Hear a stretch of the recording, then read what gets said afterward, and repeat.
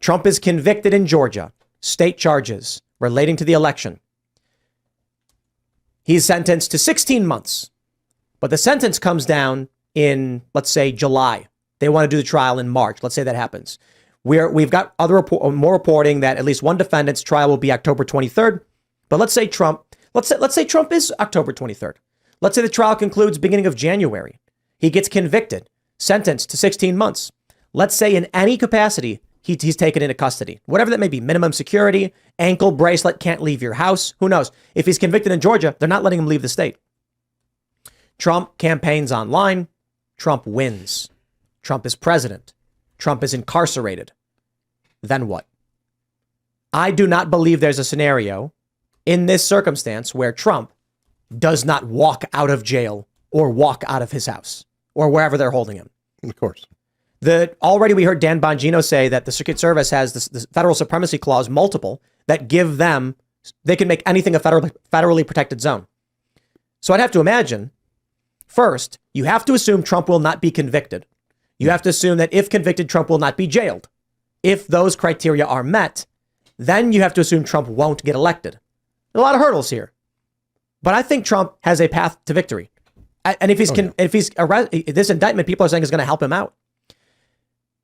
If Trump wins and is convicted at the same time, tell me how we do not get, at the very least, federal versus state armed conflict.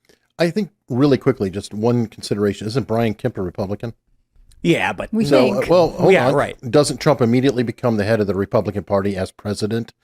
And essentially, Kemp can be ordered, commute the damn sentence.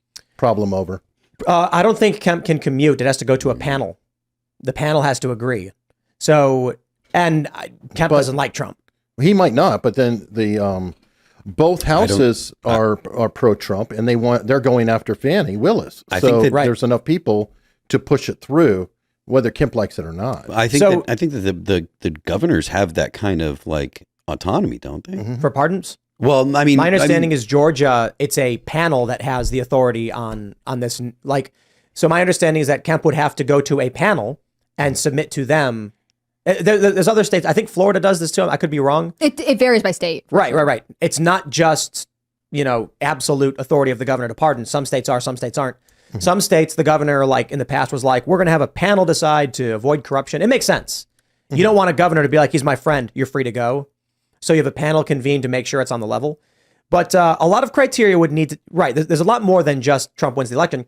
You also have to have Trump is convicted, jailed, wins the election, and then the state rejects his attempt to leave because he's been convicted. Mm-hmm. But then what? Trump goes to the Secret Service and says, I want you to open the doors, let me out. And they're going to be like, yes. And they're going to open the doors. And Georgia, what are they going to do? Again, there's a bunch of different possibilities. And I'm saying, I don't know how this would play out, but this is the path they expect us to be on. Trump is the front runner. They're hoping he doesn't win. They're also trying to put him in prison, not just jail, prison. Of course. If these two things collide, you're going to have the worst case scenario, federal agents in front of a state jail with state troopers armed saying, back off. We're not letting you take a prisoner out. And the feds being like, Trump is free to go. He's the president. Well, the U.S. Army and the National Guard and pretty much everything else, because I think there are laws that they cannot intrude with his ability to perform his job. So how is he going to meet with world leaders in prison?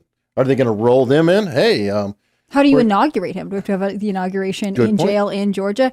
I mean, I think this entire thing was written by the screenwriters of the show Scandal, which starred Kerry Washington. That was just a political drama, right? It's so crazy to think that this is the extent that they are willing to go to, where it won't even make sense. How do we proceed forward, right? It kind of, to me, shows what a mockery all of this is. There are 3 other places that Trump has been indicted. What are they going to do after this? Like, it seems ludicrous, and yet this is what the Democrats think they have to do to retain control of the country.